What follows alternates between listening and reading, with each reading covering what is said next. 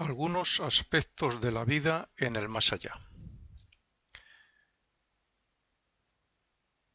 Dado el interés de muchos estudiantes de ocultismo por los temas del estado post-mortem y del más allá, y puesto que ya he escrito varios artículos y varios libros sobre este tema, en esta grabación solo he querido mencionar algunos detalles, más bien dirigidos a los que comienzan a investigar sobre esta filosofía oculta. Como un simple ocultista que me considero, un estudiante desde hace muchos años, no quiero dar a entender ni quiero que nadie piense que soy clarividente ni nada parecido. Pues yo solo escribo lo que he estudiado, lo que he aprendido y sí, como es lógico, los resultados de mis trabajos internos, meditaciones, concentraciones, etcétera, etcétera, etcétera. Por tanto, la conferencia la he titulado Algunos aspectos de la vida en el más allá. La vida en el más allá puede ser muy variada dentro de un mismo o similar grado evolutivo, y como ejemplo de ello podemos ponernos cualquiera de nosotros mismos como personas más o menos cultas y buenas que cumple con sus obligaciones y responsabilidades aquí en esta vida. Cada uno de nosotros lleva una vida externa y otra interna que, aunque similar a otros muchos, nos enriquece internamente de forma individual según nos interesemos por nuestro desarrollo espiritual, moral e intelectual. Cada fallecido puede ser consciente en unos planos y quizás en otros no. Los más atrasados, hablando evolutivamente, claro, los más atrasados son conscientes en las regiones inferiores del mundo de deseos, que es donde comenzamos a estar más tiempo después de la muerte y después de llevarnos la grabación de todas las experiencias de nuestra vida. Y los más adelantados, por el contrario, bueno, pues además también lo son, además de ser en las regiones inferiores, también lo son en las superiores del tercer cielo. Este es el mundo más elevado al que tenemos acceso como humanos. Si bien es cierto que algunos, como ya veremos luego, se pasan muchísimo más años abajo en el mundo del deseo y muy poco y casi semi-inconscientes en el mundo del pensamiento y tercer cielo. Según su consciencia, así ven estos, los fallecidos, así ven el mundo donde se encuentran. Pero como la materia se hace cada vez más sutil según se asciende por los mundos, tenemos que las regiones donde están los menos adelantados y la gente normal, o sea, en el purgatorio y en el cielo, son de materia tan sólida, vamos a decirlo así entre comillas, a la visión que durante un tiempo incluso creen los fallecidos que siguen en el mundo físico. Esto es porque, primero, porque la consciencia les hacen pensar que todavía pueden estar aquí y por otro lado, pues porque este mundo es exactamente igual que el físico, con la diferencia de que la materia es más sutil, más maleable, más cambiante, según la voluntad de lo que se quiera hacer. Claro que esto ocurre mientras no observan algún objeto de cerca para ver cómo vibra su materia o mientras no se den cuenta de que pueden atravesar paredes o sentarse en un sillón compenetrando el cuerpo de otra persona.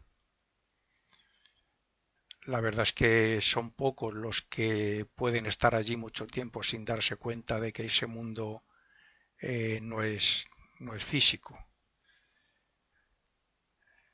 Hay excepciones, claro. Personas materialistas muy aferradas a determinadas cosas viven constantemente en ellas o sobre ellas y no ni se les pasa por la cabeza que eso pueda ser otro mundo. Solo a partir de ahí pueden comenzar a cambiar su imagen cuando se dan cuenta y cambiar el ambiente donde suelen encontrarse, pues la mayoría de los recién muertos creen que siguen entre las cuatro paredes de su casa y con su familia.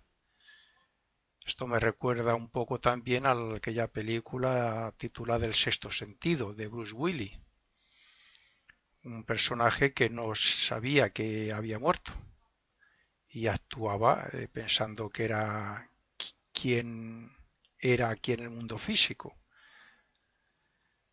Bien, otros notan antes que han fallecido si han sufrido mucho por una enfermedad y si algún auxiliar invisible le explica cuál es su situación y le dice que ya no tiene ninguna enfermedad ni, como consecuencia, dolencia alguna. Los que mueren en esa situación es fácil que ya la misma familia estén, incluso antes de que muera, estén al lado de él y le comenten la realidad. Y algo similar ocurre con los que mueren en catástrofes, una muerte terrible como son guerras, accidentes, y siempre hay lo que en la filosofía Rosacruz llaman un auxiliar invisible que le puede explicar lo que le ha pasado.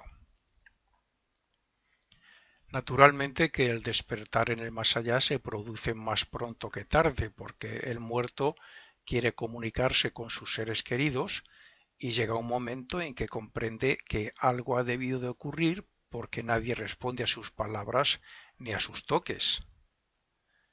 En esos momentos quizás se pase mal, dependiendo de las creencias personales de cada uno y de las enseñanzas inculcadas a esa persona. No es lo mismo la persona que no cree en nada después de la muerte que un estudiante de la filosofía Rosacruz que aprendemos, creemos y vivimos de acuerdo a esta filosofía. Así, el devoto que cree y se ha imaginado un cielo donde ser feliz, por ejemplo, un cristiano que tenga muy claro que hay un cielo donde se es muy feliz, pues allí se encontrará. Pero el malvado, que crea también en que recibirá un castigo en un infierno, pues es fácil que también encuentre ese panorama y lo vivirá durante mucho tiempo. Solo cuando aprenden que con esa clase de materia y con su imaginación y su voluntad pueden cambiar su imagen y su alrededor ambiente, es cuando comienzan a vivir de verdad su purgatorio y su cielo, cada persona, según donde tenga que ir y según el tiempo que deba estar. Según pasa el tiempo en el mundo de deseos, las personas se olvidan cada vez más de la vida física pasada y comienzan a interesarse por su propia transformación y por su vida en el más allá. Sus deseos, sus sentimientos y sus intereses ya no son de la tierra, sino del cielo, y esa nueva vida les hace olvidar progresivamente su vida pasada. El hecho de tener un miembro familiar con cierta, vamos a decir, intuición, entre comillas, importante, el fruto de mis estudios también y sus correspondientes trabajos internos y la actitud y reacción de una gatita que tengo en mi casa me ha demostrado que gran parte de lo que digo en estos párrafos es digno de crédito. Quizá nadie crea en todo esto, pero yo puedo asegurar, al menos para mí mismo, que cuando un familiar muere está en la casa donde vivía y con su familia muy a menudo durante unos cuantos meses y quizás pocos años. Luego viene de vez en cuando, sobre todo si se le menciona o se le invoca, y al cabo de pocos años ya no vuelven a los lugares físicos donde solían estar, porque primero comprenden que casi se han olvidado de él Se dan cuenta que ya la familia se acuerda muy poco de él, ni le mencionan apenas. Segundo, porque ya no se siente atraído. Digamos que tiene su propia vida allí y dejan de interesarse por esta vida. Tercero, porque donde se encuentran está mucho mejor. Y cuarto, porque cada vez tienen menos recuerdos de su vida pasada, según van ascendiendo, sobre todo a partir de el cielo o primer cielo que llamamos en la filosofía Rosacruz. Sería muy conveniente que cada persona imaginase la vida post-mortem desde el punto de vista de que la vida no acaba, sino que continúa igual que las partículas de agua siguen siendo agua cuando pasan del estado líquido al gaseoso. Tampoco cambia mucho la relación con los que se quedan cuando alguien fallece, porque en realidad el hecho de no verlos no significa que no estemos en contacto con ellos cuando concentramos voluntariamente nuestra conciencia en ellos y en ese mundo superior, y mucho más por las noches, claro. También el hecho de no verles no significa que no nos escuchen, porque no es así, sobre todo durante unos años, según la frecuencia con que lo hagamos y según dicho fallecido tenga interés en contactar o no con nosotros. Esto me hace recordar o me inclina a decir que algunos se olvidan de que no porque un fallecido esté ya en el más allá, no pueda oír y por tanto se debería de tener un poco más de cuidado con las cosas que se dicen pensando en que nadie escucha. Donde no hay duda tampoco es en que contactamos con nuestros seres queridos mientras dormimos. Quizás no recordemos nada o pensemos que hemos tenido un sueño, pero sobre todo los primeros meses después de la muerte de un familiar se nota. A ver, al menos yo lo he notado con dos personas de mi familia, concretamente con mis padres. Bien, se nota y más si cuando uno se acuesta se predispone para ello, se duerme con esa idea e intención. Es más, se nota su presencia en la casa. Los llamados muertos están en todas partes, y entre nosotros, como pueden estarlo la neblina y el humo juntos. No se interfieren para nada, ni con nosotros, con la materia física tampoco. Digamos que se compenetran mutuamente.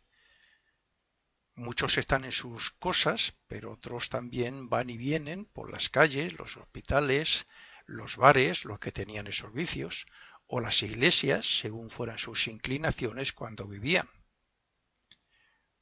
Otros que descubren que allí está todo el conocimiento que desean, se dedican a estudiar y a desarrollar su espíritu.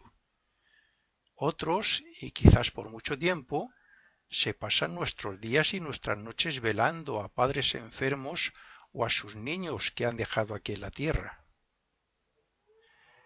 Los avariciosos estarán entre lo que más desean. Los dominados por vicios estarán sufriendo, viendo cómo otros consumen mientras que ellos no pueden, etcétera, etcétera, etcétera.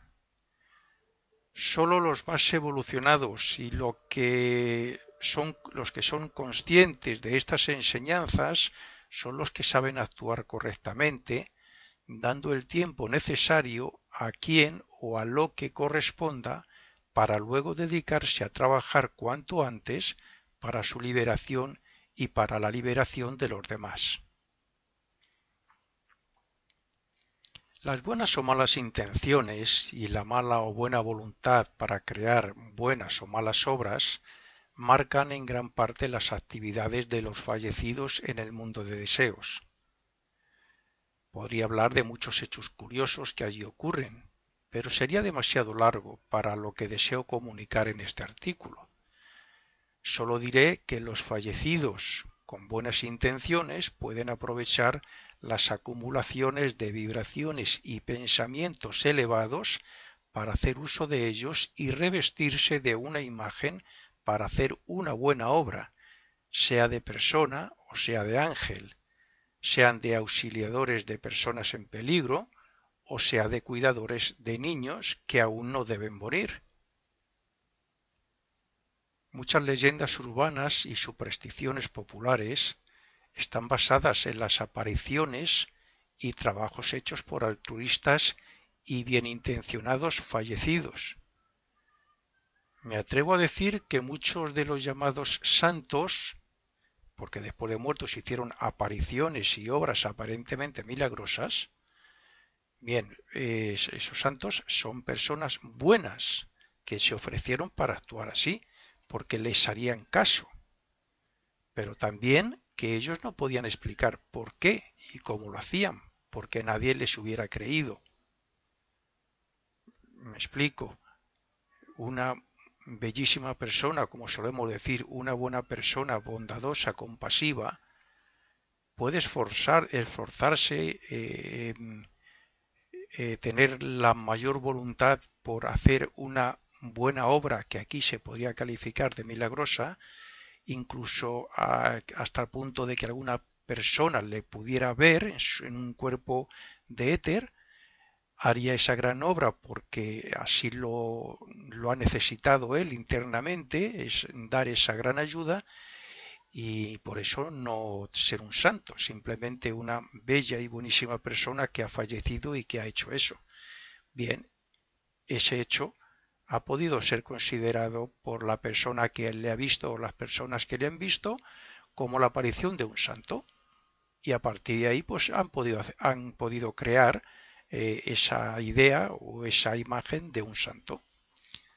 No digo que todo sea así, simplemente estoy hablando de posibilidades de estas apariciones de personas que han fallecido y que lo han hecho con la intención de hacer una gran obra o una buena obra a la humanidad o a determinada persona.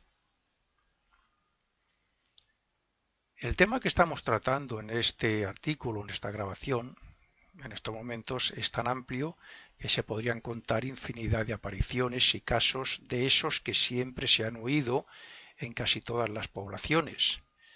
Yo al menos cuando era niño he conocido algunos.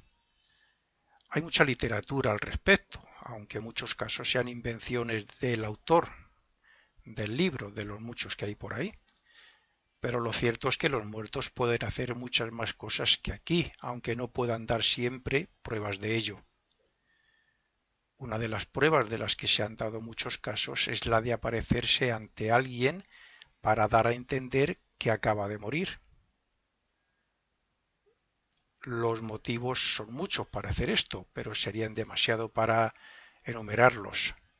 Lo cierto es que suelen aparecerse principalmente a los seres queridos que hace mucho que no ven o a quienes y con quien tenían alguna relación o deuda importante. Bien, suelen aparecerse tal como están vestidos y tal como están en ese momento y según ellos mismos se imaginan. Entendamos que cuando una persona muere, pase el tiempo que pase, si pudiera parecerse hasta el punto de que le puedan ver, las personas le van a ver como él se imagina que está vestido. Normalmente se imagina que están vestidos pues como estaban aquí. Estas apariciones suelen durar segundos o minutos porque por lo general luego caen en trance para ver lo que ya he dicho en otros artículos y grabaciones, ver esa película de su vida de la cual extraen la quinta esencia de las experiencias. También hay otra clase de apariciones que se hacen estando la persona en el lecho de muerte, pero aún con vida. En estos casos suele ser el amor y los fuertes anhelos y deseos los que facilitan el desprendimiento de los cuerpos sutiles o separación del cuerpo físico. Muchas de estas apariciones no dicen nada o solo gesticulan, pero otras las han llegado a oír los presentes, los que estaban en ese momento allí donde ha querido aparecerse por algún motivo muy importante. El amor es tan poderoso que, como ejemplo, una madre que vigila desde el más allá a sus hijos, puede mover incluso algún objeto físico si ve que sus hijos, están en peligro. Otro tema muy común que en forma de pregunta se hacen algunas personas en el tiempo que se tarda en renacer es el tiempo, se pregunta en el tiempo que se tarda en renacer. Pero aquí también hay diferentes interpretaciones, de acuerdo a su estado de conciencia y a su grado evolutivo en general. Sabiendo que todos estamos evolucionando y que como en un colegio, dos niños que comiencen en primaria, al cabo de 10 años uno puede estar muchísimo más adelantado que el otro, pues asimismo ocurre en la evolución. La evolución no es solamente moral e intelectual, sino que también lo es espiritual a nivel de conciencia. Y los que progresan más, evolucionan más a nivel de conciencia, por supuesto, en los mundos invisibles su estancia allí es muy diferente. Es necesario aclarar que no solo se tienen en cuenta el tiempo entre un renacimiento y otro, sino que también es significativo el hecho de que unos estamos más tiempo en un plano o región que otros. Las personas muy atrasadas y que hacen verdaderos actos de terror y de maldad no están mucho tiempo en el cielo y no son nada conscientes en el mundo del pensamiento. Los que son malvados y hacen mucho daño entre nosotros se pasan mucho tiempo, como en el caso que acabo de decir, en el infierno y en el purgatorio, pero pueden tener alguna actividad en el cielo. Entre el común de la humanidad hay un gran grupo que evoluciona a la par, que suele renacer cada aproximadamente entre 600 y 1000 años, de los cuales están un tercio de su vida en el purgatorio. De su vida me refiero a los años que vivieron en un cuerpo físico. Los que manifiestan cierta superioridad moral, intelectual y espiritual sobre los anteriores pueden renacer cada menos tiempo que los anteriores, estando casi todo el tiempo en los cielos, aunque no sean conscientes en su propio plano una vez que han abandonado todos sus cuerpos. Los que andamos esforzándonos por espiritualizar el carácter y por recorrer cuanto antes ese sendero de perfección, solemos estar poco tiempo en el purgatorio, salvo que haya habido alguna etapa en nuestra vida donde nos hayamos desviado del sendero y hayamos hecho ciertas barbaridades. Aquí entra también, por supuesto, la excepción de que una persona pues ha hecho muchos motivos para estar en el purgatorio y ha conocido la filosofía oculta o una religión o un movimiento similar donde cambió su vida para bien. Lo que hizo anteriormente pues le tendrá que llevar a ese purgatorio también. Algunos comienzan a ser conscientes en el tercer cielo, pocos todavía, y en lo que algunas escuelas también llaman su cuerpo causal, el vehículo del yo superior, del ego, aunque, como he dicho, por muy poco tiempo. En casos similares a este último, se está la mayor parte en el primer y segundo cielo, y muy poco en el purgatorio y en el tercer cielo.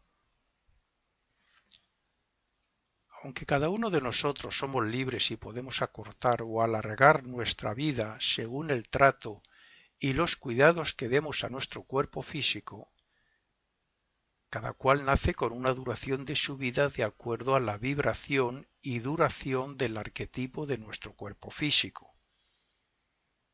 Cuando hablo del arquetipo, en realidad me estoy refiriendo a dos: el molde o cuerpo etérico sobre el cual se forma el cuerpo físico, se agrupan los átomos físicos, moléculas y células, y el principal o básico, que es ese arquetipo, ese molde vibrante que con la ayuda de la jerarquía se forma en el mundo del pensamiento, que ese es el que tiene exactamente el tiempo aproximado de vida que deba tener nuestra vida aquí, nuestro destino aquí en el mundo físico.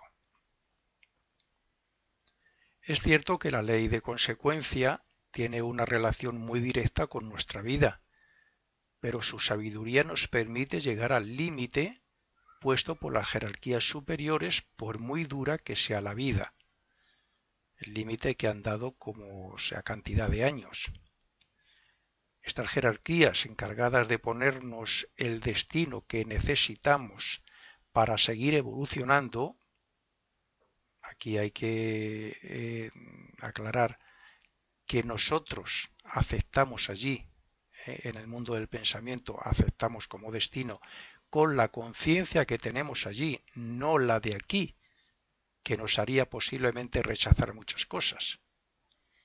Bien, pues decimos que el destino que necesitamos, que nos lo han puesto para poder seguir nuestro desarrollo o evolución, también nos ponen una serie de oportunidades que si supiéramos aprovecharlas, nos permitiría alargar nuestra vida. Así a modo, una forma general, digamos que traemos una vida de determinados años. Por lo general la solemos acortar porque no cuidamos nuestro cuerpo físico, no llevamos una alimentación sana, abusamos o derrochamos la energía vital a través del sexo y otras cosas, etcétera, y entonces eso acorta la vida. También es cierto que quien dirige su vida y trabaja y vive dentro de lo moral, lo espiritual, lo intelectual, etcétera, y procura hacer el bien y ser compasivo, etcétera, etcétera, esa persona también, es decir, aunque parecen ser que son pocos, podrían alargar su vida. Cuando, como ocurre por lo general, no aprovechamos las oportunidades que nos ofrecen, acortamos la vida.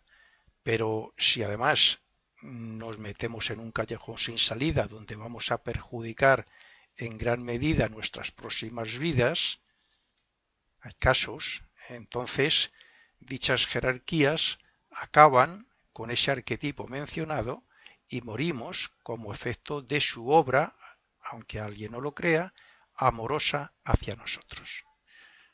Una vez aclarado este punto que creía importante, veamos cómo, además del tiempo entre renacimientos, también tiene su importancia el sexo del cuerpo físico. Según se mueve el Sol, de acuerdo a la precesión de los equinoccios, este tarda unos 2000 años aproximadamente en recorrer un signo del zodíaco completo, a la vez que va creando progresivamente un nuevo ambiente en la Tierra. Pues bien, en esos 2000 años el ser humano suele renacer dos veces, una como hombre y otra como mujer, para que sus experiencias, que son la base de la evolución, sean diferentes y variadas tanto por el ambiente del planeta como por el sexo del cuerpo en que se renace. Aún así, estas normas no son inamovibles y se pueden cambiar ante ciertos casos excepcionales, como por ejemplo que un alma que necesite cierta clase de cuerpo o destino no los encuentre en la época que le correspondería nacer. En esos casos puede repetir sexo o puede adelantar o atrasar su renacimiento con tal de aprovechar las oportunidades que le brindan otras almas y el nuevo ambiente del signo astrológico. Un ejemplo de esto es cuando un alma adelantada no encuentra o no tiene fácil renacer de otros padres que cumplan los requisitos necesarios para él y hacen que renazca, por ejemplo, 300 años antes. Entonces esa alma está fuera de su ambiente y ha nacido casi como un genio ante la vista de los demás o la comprensión de los que tenga alrededor. Como podemos ver, el ser humano renace de manera que sus experiencias sean más provechosas para su propia evolución gracias a, primero, renacer cada 1000 años aproximadamente cuando el ambiente del planeta ha cambiado lo suficiente. Segundo, renacer en diferente sexo para la aplicación del karma al respecto y para que sus experiencias también sean diferentes.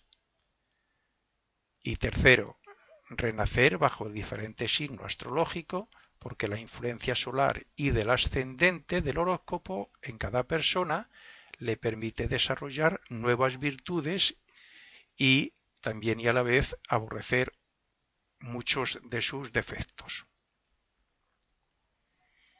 Es evidente que cuando a un alma se la adelanta o se la atrasa la fecha de su renacimiento, también se le alarga o se la acorta su estancia en el cielo. Es lógico. Pero eso no tiene importancia porque se le compensará o se le suele compensar de alguna manera en las siguientes vidas. La sabiduría de los ángeles del destino siempre procura que los más adelantados estén menos tiempo en los mundos invisibles para que puedan servir aquí en la tierra, además de terminar con sus causas pendientes o karmas pendientes de afrontar. Para terminar estos apuntes, no quisiera hacerlo sin mencionar algo que estoy seguro que muchas personas se preguntan. Esto es, las personas que mueren con el cuerpo destrozado o mutilado. A mí me han preguntado alguna vez, y a eso me refería, que si siguen estando así en el más allá. Como creo recordar que también lo dice Max Heiden en algún sitio, hay que decir que no. Más que nada porque hay seres que les ayudan y les explican cómo recomponer sus cuerpos. Hace varios siglos era común que la persona que moría en esas circunstancias sufriera porque pensaba que el cuerpo en el que se encontraba era el cuerpo físico, destrozado, claro, sin saber que es el cuerpo de deseos, que está compuesto de materia emocional y que, por lo tanto, lo pueden simplemente con la voluntad dar la imagen que tenían aquí en el mundo físico. La propia evolución ha hecho que nos demos cuenta de ello, pero también hay que agradecérselo a la gran cantidad de auxiliares que hay en el más allá para ayudar a todos los que mueren en similares circunstancias. La persona que muere por efecto de una bomba es muy probable que no se dé cuenta de que su cabeza está destrozada. Y él sigue pensando y analizando la situación, lo que demuestra que sigue vivo y que la materia física de su cuerpo no es lo que piensa, sino que es la mente, que es inmaterial. Esa persona sigue pensando como cuando estaba en el cuerpo físico y sigue pensando que es ella y sigue todo igual. Sin embargo, el cuerpo físico está destrozado y él tiene la misma imagen, pero en su cuerpo de deseos o emocional. La mente, como es lo último que desechamos, como si fuera un cuerpo, todavía está presente en él intacta. Por tanto, cuando se da cuenta o cuando le explican que por el hecho de pensar que tiene el cuerpo como lo tenía antes de la explosión, ese cuerpo se reconstruye en materia emocional, ya anula su miedo y su sufrimiento imaginario. Algo similar ocurre a todo aquel que quiere cambiar de imagen porque la que tenía en la tierra no le gusta. O con la mayoría de las locuras, que aunque el loco crea que no está bien, en el mundo de deseos ya se ha terminado y puede pensar y actuar como los demás. Bueno, excepto algunos casos que hay. Así es que cada cual puede tener el cuerpo físico que tenía o mejor y curarse de todo. Es más, también pueden vestirse como quieran e ir a cualquier sitio que conozcan en la tierra.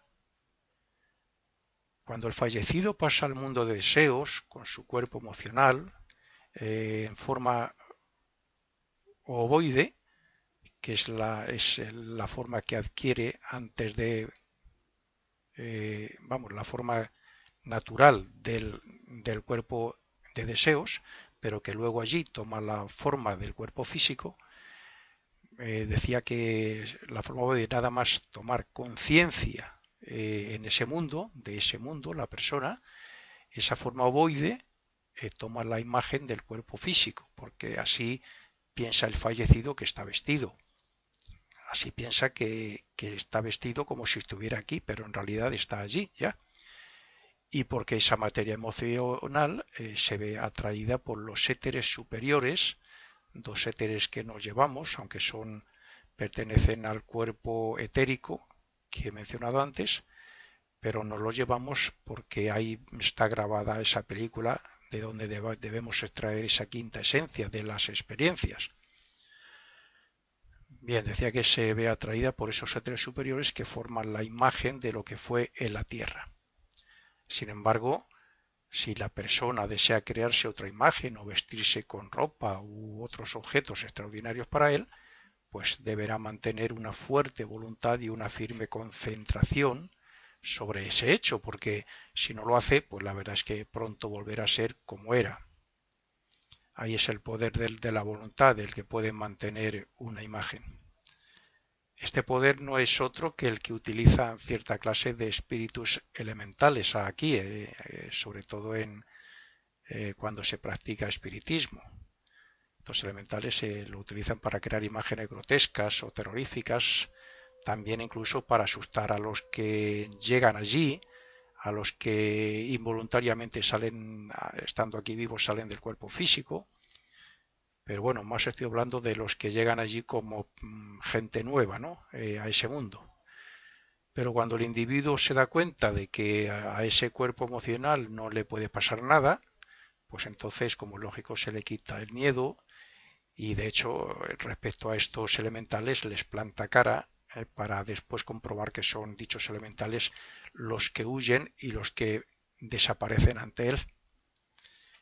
Y en fin, con esto quería simplemente hacer algunos apuntes complementarios de, como dije, pues algunas cosas que ya he escrito.